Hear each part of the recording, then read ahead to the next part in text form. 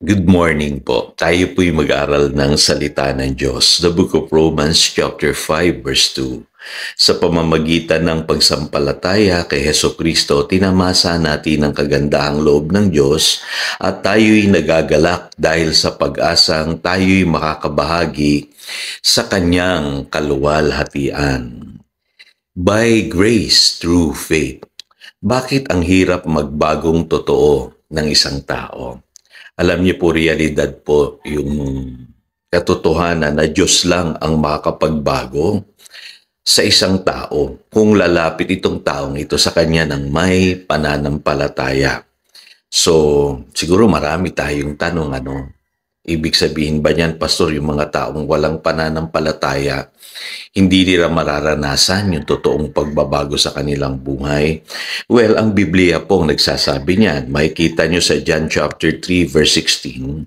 Kadalasan po ang emphasis natin ay dun sa phrase na "For God so loved the world." Pero hindi natin nakikita yung phrase na nagsasabi that whoever believes in Him may have eternal life. So malinaw po doon na kailangang manampalataya ang isang tao para ma-enjoy niya or matamasa niya yung ipinangakong buhay na walang hanggan. Kaya maintindihan niyo po sa Ephesians chapter 2 verses 8 and 9, ang binabanggit po dyan, tayo'y naligtas by grace through faith. So, ibig sabihin, yung pananampalataya ang naging daan o yung access natin para masumpungan natin yung masaganang biyaya ng Diyos. Again, kadalasan ang hina-highlight po natin dyan ay yung word na grace.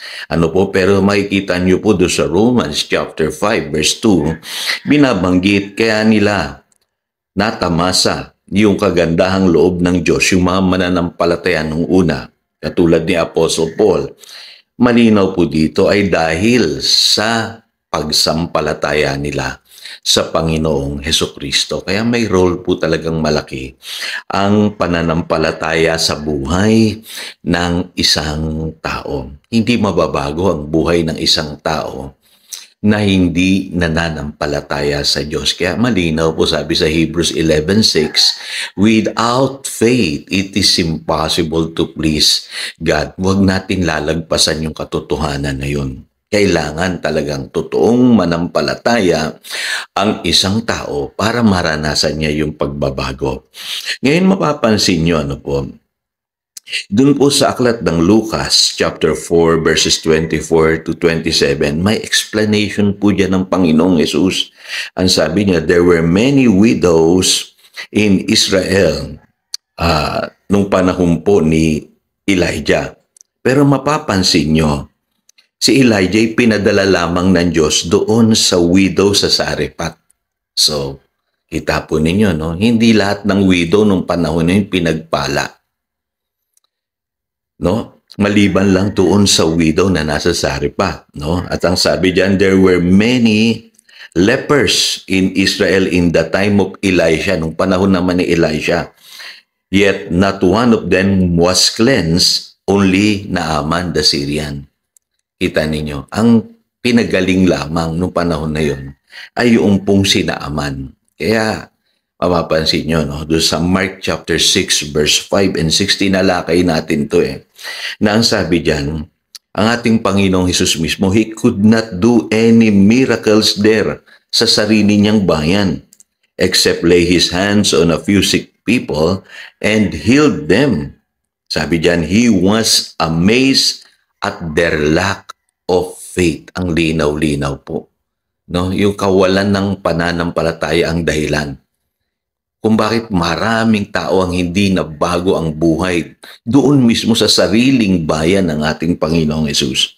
Kaya ang ginawa ng Panginoong Hesus, mapapasin nyo sa English Bible, ang sabi dyan, then Jesus went around teaching from village to village. Kasi malinaw po sa Biblia, faith cometh by hearing and hearing the word of God.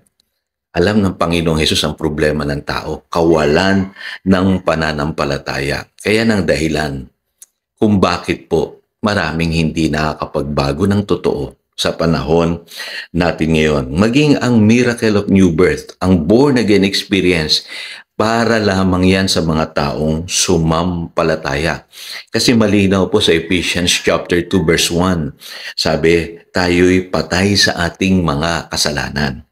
At tanging ang kapangyarihan lamang ng salita ng Diyos ang makakapag-born again sa atin. Mahirap makapagbago ang isang tao na walang pananampalataya.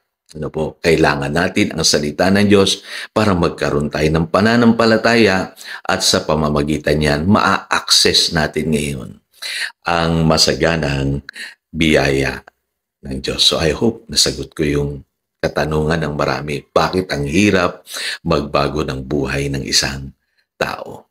Tayo po'y manalangin. Dakilang Diyos, salamat sa katotohanan ito. Naging malinaw sa amin kung bakit maraming taong hindi nakakapagbago.